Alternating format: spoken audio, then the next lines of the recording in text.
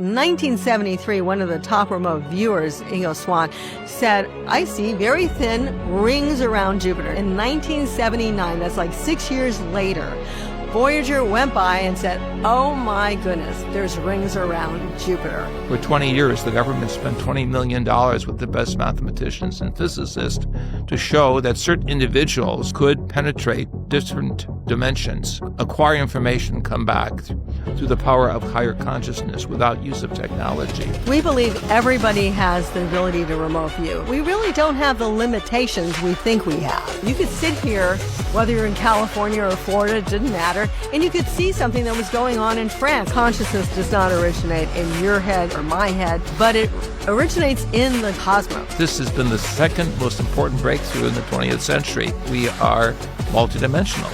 We're not limited to the physical body. We're part of a cosmic intelligence. Well, hello, Doctors JJ and Desiree Hurtak. Welcome to the TCCHE podcast. It's great to be here. It's fabulous because TCCHE, we've been there since almost the very beginning because it's about consciousness, and that's what we represent. In fact, the theme this time is consciousness in the human evolution. So it's a much larger picture of information and excitement that brings us together. And in terms of your wonderful work, for people possibly who are listening to this podcast for the first time, they haven't yet come across you, how would you sum up what you do and your work? Well, technically, we're futurists. We look towards a positive future by bringing together all the other areas of knowledge. So we've been trained as social scientists, linguists, psychologists, even remote sensing, which is the use of radar to look at different archaeological dimensions. In essence, we bring together the holistic view of the purpose of life. Right. We really believe that consciousness does not originate in your head or his head or my head, but it originates in the consciousness of the cosmos, and that we are reaching into that cosmos to get information. So if we're really negative all the time, we're going to be picking up on those negative thoughts. If we're positive or seeking, we can develop into greater and greater levels of awareness. And so that's really the essence of our teachings. Dr. Hurtak had a unique experience that showed him this as well, and showed him that we really don't have the limitations we think we have. And you said about the unique experience, one of the things that it often, not for everyone, but oftentimes there's that dark night of the soul, those crucible moments that show you something, that wake you up. It sounds like you have. So I'd love to hear a little bit more about what were one of those or the events that woke you up, that brought this to consciousness. I was a young professor teaching at the State University in California, and I had a lot of students interested in Eastern psychology and philosophy who wanted to know about the existence of the avatars, or what we would call in the Abrahamic traditions of the Middle East, the angels and archangels, beings of superior talent. And I frankly couldn't give them any substantial answer, although I had studied intellectually these great traditions. And so I began to combine what I call certain forms of mantra or sound energy. Sanskrit, Hebrew, Aramaic, Greek, Coptic. I put together really a combination of these sounds, and I created what I would call a morphogenic field of energy of how sound creates an energy door or dimension opening. In that process, my consciousness was suddenly taken into another dimension. I realized, as my wife Desiree just said, there are no limits to what consciousness is, because we are basically multidimensional human beings, waking up in a vast and awesome universe. It was at that point that I experienced master teachers of higher light, and I realized that we're all interconnected. And this, of course, opened the door for our work, which spans now some 50 years, 33 countries, more than 25 languages. Yes, we're all connected in a very special way. And Desiree, was there one of those moments for you? Well, I had a background in this. I grew up, we're sitting here in Florida right now recording this, and I grew up in Florida. And with the Bermuda Triangle, with other experiences that I personally had as a younger person, when Dr. Hurtak had his unique experience, I was one of the few people that understood it. We're talking back in the early 70s. And so, yes, I mean, it was more like, it came together to really not only enlighten me, but also to give me the strength to move forward and understand that we need to get this information out to humanity. One, that we're not alone. Two, that there are special relationships we have with the cosmos that we've been dumbed down, and we're trying to open the door to higher consciousness. So we realized we can remote view. And then we connected with people at Stanford Research Institute, which was going on simultaneously in the early 70s. And we were able to understand that you could remote view. You could sit here, whether you're in California or Florida, it didn't matter, and you could see something that was going on in France. I often say you could see where your boyfriend is and what he's doing on a Friday night when he's not with you. So these are the kind of things that remote viewing allows you to do. And how? Why? Well, we were answering those questions. That's absolutely, I love this. And one of the things I'm noticing at the time we're recording this is we are seeing a lot more government information coming out about the fact, nudging towards the fact that we're not alone. People say we haven't had that information because we actually can't handle it as human beings. It will be too scary. And our first thought is to go to war. So in terms of we are not alone, are we truly getting to the point where we're going to start having more concrete evidence of that? Or do you think it's going to remain hidden and we'll just get those little snippets coming out every now and again? Well, it's really, someone called it, Lou Elizondo called it a marathon, not a sprint. So it's going to take a while, but, more and more the government is starting to understand and wake up, because the thing is, so many people and so many pilots and so many other we'll say advanced people, even in government, have had certain experiences. Really, to be honest, Ronald Reagan, when he was governor, saw something when he was flying in an airplane. He saw what we would call today a UFO, what the government's calling UAPs, unidentified anomalous phenomena. And he got to a party of associate in Los Angeles, and he started talking about it. And Shirley MacLaine was there, and she was going, "Yeah, I know what you're talking about. This is great." Other people were going, "That's really weird. What did you see?" So there was still this dichotomy, and unfortunately, it still exists. But more and more people, more and more government leaders are starting to understand. Yeah, I mean, there's trillions and trillions and trillions of stars out there, and we can't be the only one. So, let's wake up to that reality. And it's only a matter of really solidifying, who saw what, when, and where that would be valid.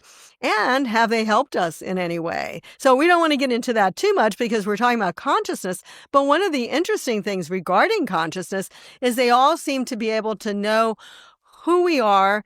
They're aware of what we're thinking, which is the same thing as kind of remote viewing. We can tap into other things. Have you heard about the telepathy tapes? An amazing phenomena that kids that are autistic have that ability.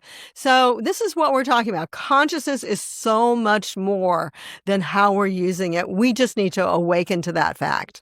And our book, The Keys of Enoch, put out in 1973, illustrate this. This book was illustrated by a very gifted artist from the Netherlands who worked with John Lennon. Her name was Marika Postuma. You can see one of her pictures here of how humanity is sitting on a black cube, pondering the nature of life, whereas humanity that is liberated has a multicolor vibration, which means we're working with the full energy spectrum of knowledge. And so the keys of Enoch bring together the scientific and the spiritual side, the separation that has caused much suffering, tragedy down through the centuries. So, put another way, the left side of the brain, which is the analytical, the right side, which is the metaphysical and spiritual, come together in this teaching. And you say she created that image in 1973? I gave her the outline of the images I wanted for this book. Now, this book, of course, is on the level of a spiritual philosophy and psychology.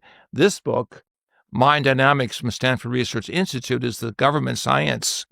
We call it the real X-Files of how for 20 years, the government spent $20 million with the best mathematicians and physicists to show that certain individuals could penetrate different dimensions, acquire information, come back through the power of higher consciousness without use of technology. In essence, this is important because it shows that there's no longer a need to argue whether this power exists. We have this higher perceptual spiritual energy if we want to use it. That's up to us. One example, which we show at many of the TCCHE conferences, is that of Ingo Swann. You can find this on the internet. In 1973, one of the top remote viewers, Ingo Swann, said, "I'm going to remote view Jupiter." And he says, I see very thin, but they exist, rings around Jupiter. Now, his friend said, yeah, sure you're not looking at Saturn or something? He goes, no, I know what Saturn looks like. This is Jupiter. Well, no one really on the planet, as far as we're concerned, knew about rings around Jupiter. Sure enough, in 1979, that's like 6 years later, Voyager went by and said, oh my goodness, there's rings around Jupiter. So just to say, these are the things that you can see that we can get data on, and also where you left your keys. That's the other one. And the other part of the story is in 1973, I had the experience of higher consciousness of seeing pyramids on Mars. And when NASA went to Mars with their probes and realized specifically there were mathematical geometries in certain locations, they said, wow, you were right on target. I said, may I have pictures to show my students? So I put those pictures in the Keys of Enoch. The first release, I think, of a major story that may come out in government disclosure in the next 2 years, that there was once previous life on our sister planet Mars that was destroyed when their atmosphere somehow was destroyed by a comet. Who knows? Fantastic. That is absolutely wonderful. And talking of remote viewing, the future, and the timescale between those two, there's a lot of turmoil as we sit here in the world. The light and the dark, the good and the evil, the Agenda 2030, all of these things. From your perspective as remote viewers, futurists, what do you see coming in the future in this battle with the, as Greg will put it, AI and consciousness? What are your thoughts on that? Well, I have to say, we work very closely with a Zulu shaman, Credo Mutwa. We've done a film of him, and he said prophecy is God's early warning system, which means we have free will, so we can change anything that's taking place. And the more collectively we can work together, the more we can change. And that's really also where consciousness comes in, because we can tap into that collective consciousness. We can work to shift it. We've done a lot of prayers for peace, which is mentioned in our book, Mind Dynamics. We've done a lot of just, hurricane coming to Puerto Vallarta. We got people in Mexico, our friends together, like push it aside. It went aside. Now, whether we did it or not, I don't know, but we're kind of well known for some abilities like this, but it's not us individually, it's us collectively. So I think anything can shift. Now with AI, it's more a matter of understanding our own greater potential and not put it all in the hands of AI.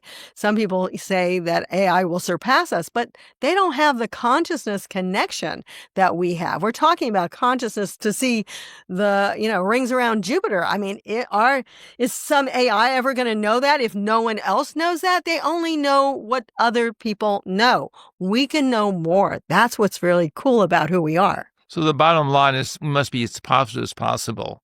No matter what the situation is, go beyond the political narrative and realize we're part of a much greater process. I write about called The Keys of Enoch, stating that we are part of a higher evolution. We're part of a cosmic intelligence. It doesn't stop with Mother Earth. It goes on to other planetary systems, and that we tune in to a higher vision of life. Being positive as much as we can make it through these storms of political isms of one side versus the other that have defeated, that have disillusioned, disempowered young people. We need to energize hope, love, and compassion in young people. And this is the work of our future science. Right. And so some of our work with young people is to get them to understand their own greater potential and that there's more to life than what's here in this three-dimensional reality. Yet you can't leave this reality, because if you do, you're going to end up in a worse situation than you are now, because there is a law of karma. So we're here now to find our mission in life, to find our cosmic and spiritual family on this planet, and to do the work that needs to be done. So if you feel, the planet needs to be saved in this way, I would not use violence in any way, but you can use consciousness. You can use advanced learning to help to transform. And we say this with AI as well. If you are concerned about AI, figure out how you can work with AI. We work with a good friend of ours, and he says, if we raise our consciousness, we're raising the consciousness of AI. But if we're here fighting with each other and manipulating each other. In fact, there was an AI test. They gave an AI robot a goal, and he cheated and lied to get to that goal. Well, who did he learn that from?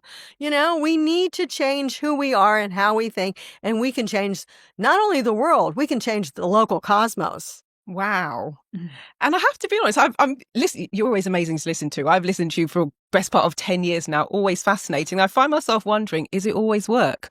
Or do you actually sit on the sofa and still talk about the cosmos and the latest thing? Or do you just talk about regular stuff like who's doing the laundry and I don't know, who's doing the garden? How do you unwind? Well, unwinding is one thing, but what we like to think of is we have a higher self that has even a greater perspective than our physical self. So when you bring in that higher self, you get into synchronicities, you get into a greater flow pattern.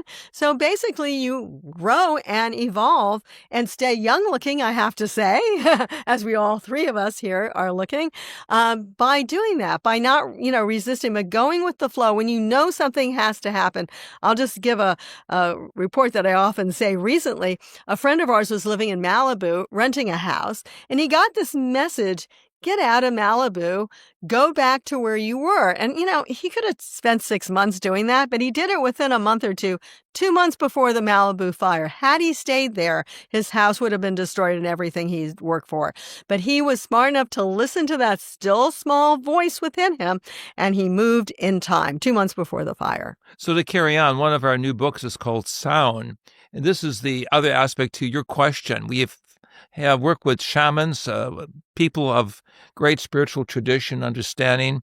We work with minority groups throughout the world, but we find one thing in common: those who have higher soul, higher understanding, have a higher vibratory system. And though that can be scientifically analyzed, it's really the excitement of life, the whole idea that we are conducting an orchestration, if we wish. It's the higher path. It's the higher music of the soul. It's the higher rhythms. We had the opportunity years ago to work with the late Alice Coltrane, the mother of jazz, American jazz. And she came to us and she said, teach me some of the mantras. And we did. And we had the opportunity to reach other areas of what I would call the professional audience who wanted to move beyond what I would call heavy metal music into something of super soul. So this is the time that the inner dimensions can come together through sound, vibrations, meditations, and a message of unity. And one of the questions, I wrote some questions down, didn't look at them. As you can see, I've not looked at them yet. But one of them I wrote down was, and it was just my personal take, and it would be fill in the blank. But you said my version of it is the world without music is. And I just couldn't think about the world without music, without sound, without vibration. So for people maybe who have not yet availed themselves to music, what would you, of course, we all have different tastes. You've mentioned heavy metal in the context of listening to something more gentle. So if somebody were going to say, I want to listen to something spiritually uplifting, vibrationary, what would you recommend? Well, I would say, I want to go back to your original question. What's the world without music? Well, actually, as far as we're concerned, first and foremost in everything is consciousness. That's the initiatory concept of all of reality. So consciousness is first.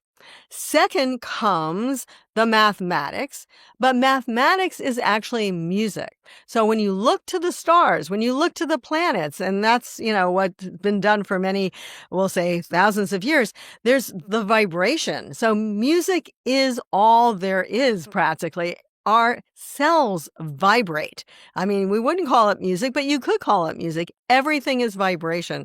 So basically, there would be no world without music. So what's good music to listen to? Well, of course, there's many different aspects of music.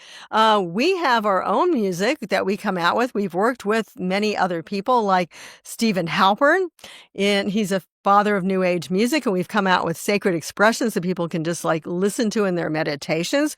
We've worked with others as well. Jocelyn Smith, a very good friend of ours in Germany. So some of you are parcel of her music coming out. That's a jazz background, but she also uses sacred music.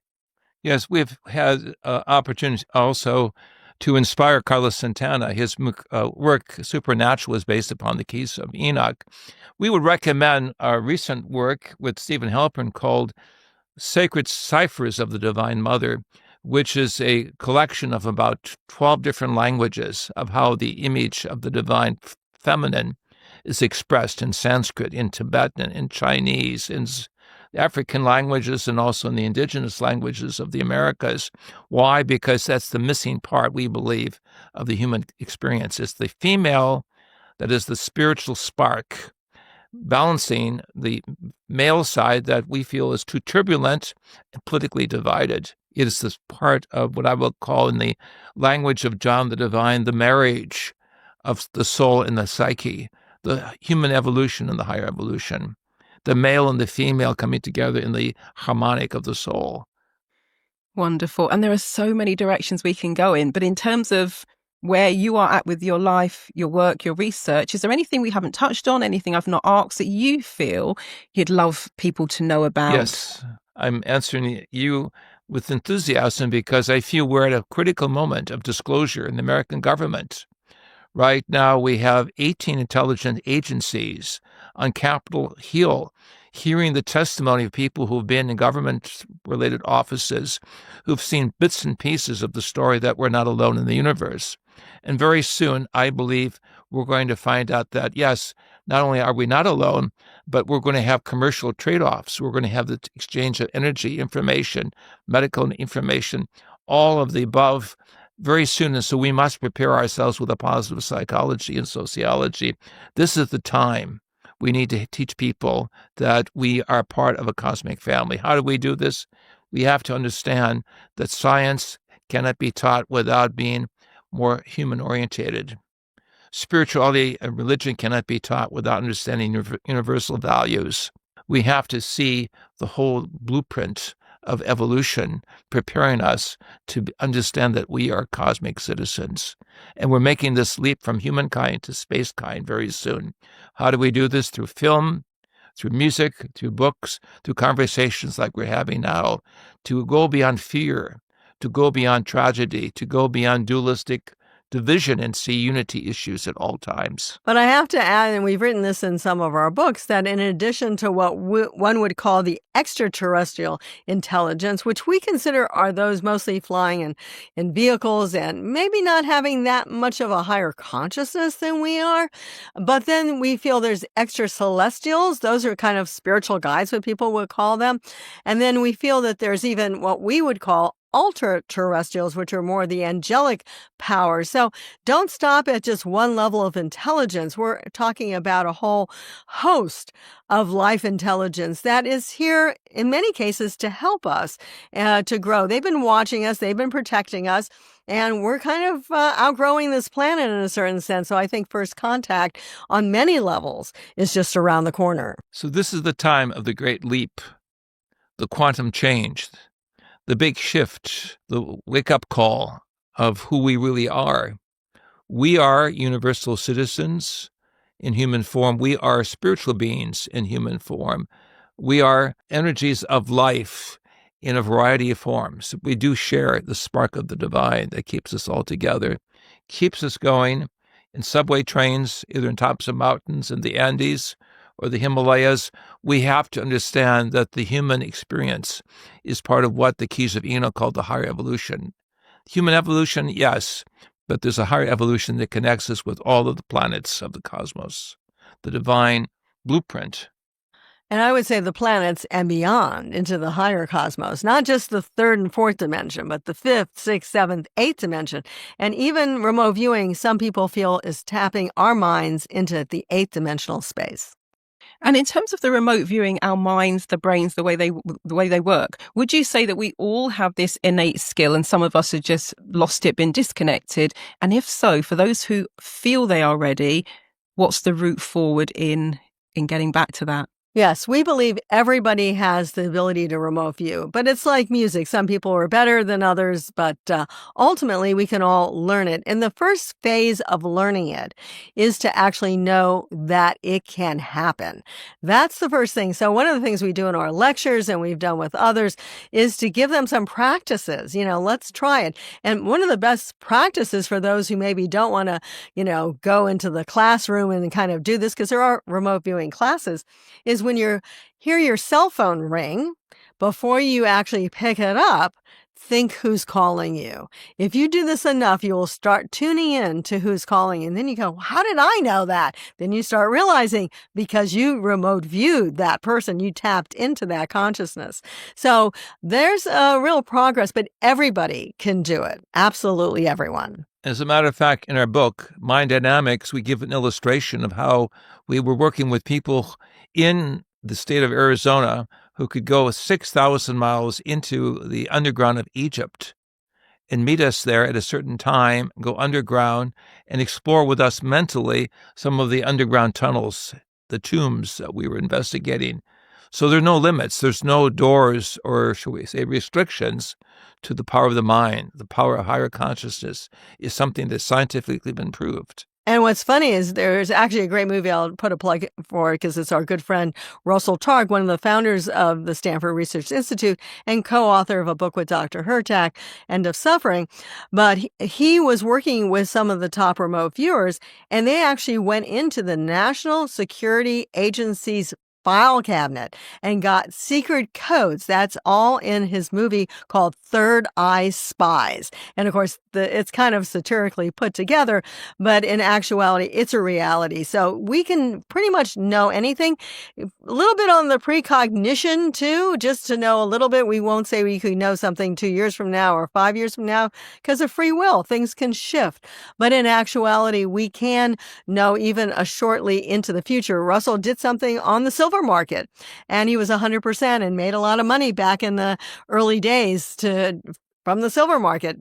I'm not recommending telling everyone to go make money from the stock market by remote viewing, but it's a good play. You could try it. It works only for a certain time because most of the gifts of the higher mind work for humanity rather than for individual needs. But the end of the story is just the beginning of the realization that this has been the second most important breakthrough in the 20th century. The first was the splitting of the atom. The second was the splitting of the human psyche and then bringing it together, realizing that we are multidimensional. We're not limited to the physical body. The scientific proof is there. The spiritual, psychological proof is there. Now it's up to you who are listening to our dialogue to be aware. This is your gift. This is the moment of your choice to go into the future positively or simply be in a straitjacket of negativity, fear, and bottom below consciousness. I love it. And you touched on, just in closing, one of the things I'd love to ask you about, you mentioned about the tunnels, because this is something that is now being revealed. Yes. I'm a fan of William Henry, Ancient Aliens, and watching that show. And one of the things they continually come back to is, how were the pyramids built? There is lots of speculation, lots of conjecture, lots of different theories. Do you have any thoughts? Well, we have a book called Giza's Industrial Complex, co-written with our colleague James Brown, who's a contractor. And the theory of that is not focusing so much on how they were built, but what they were used for. And the theory we put forth together is the fact that they used water, and with water and sunlight, and in some cases salt water, there's a Lake Morris as well, they were able to make hydrogen energy and forms of hydrogen energy that they could use for lighting light bulbs like you see at Dendera and other circumstances. So what's interesting about this is now some of the newer theories coming out is that water was also used to build some and to move some of the blocks. So we would agree. Well, you could do it so evenly by going up levels. There would be a homogeneous balance over large areas through a water table that could be the basic mirror that could be used for measurement. Right. So that's the most modern theory right now. Looking at it from a scientific standpoint, there's many other theories. So we don't want to step on anyone's toes and say this is exactly how they were built, but we do think why they were used. And if you go into the Grand Gallery, you see these little notches on both sides would be perfect for anodes and cathodes, which are needed to, if you had water and you had certain types of energy, to make this hydrogen gas. And we believe that even some of the large sarcophaguses were used to store some of this energy. So batteries, yes, practical earth batteries were used along with water tables. This is why there's such a fantastic hydraulic system all throughout Egypt. We're understanding now by going deeper under the ground, and we are specialists in what is called remote sensing or use of ground-penetrating radar to go down. Even with music vibrations, we can go down and see. There's a whole labyrinthian system that goes for literally hundreds of miles across Lower Egypt Who put it underground? How could they do this so perfectly? Well, they had to have engineering skills either from the human race or from cosmic intelligence that may have been on the planet for a short period of time with their Lamborghini or their spaceship. Who knows? And there's a film out that's available on YouTube, I believe. It's called Mystery of the Sphinx. Dr. Hurtak's in it. Some of the early theories of also using sound. That sound could have levitated some of the blocks into their higher places. So interesting. All the things we've been talking about is part of the higher consciousness that we can connect to, that we can do, and we can feel, we can experience. So go ahead. Every one of you should tap into your higher consciousness self and see what's in store for each one of us. Every one of us can be a Moses crossing the waters of consciousness through the power of the mind. So this is the great thrill. This is the ability to bring science, music, and art together. That's our work. What is future science? Science guided by consciousness. Science that sees the positive use of knowledge rather than destructive. Science that brings higher spirituality in the sense of each of us is part of the divine story, but we must all work together. Oh, that is absolutely wonderful. So on that note, I just want to thank you both for your time, for your knowledge, your experience, your expertise, for the incredible work that you've been bringing to the world for such a long time. I really appreciate it. Thank you both. Thank you, Marilyn. Thank you so much also.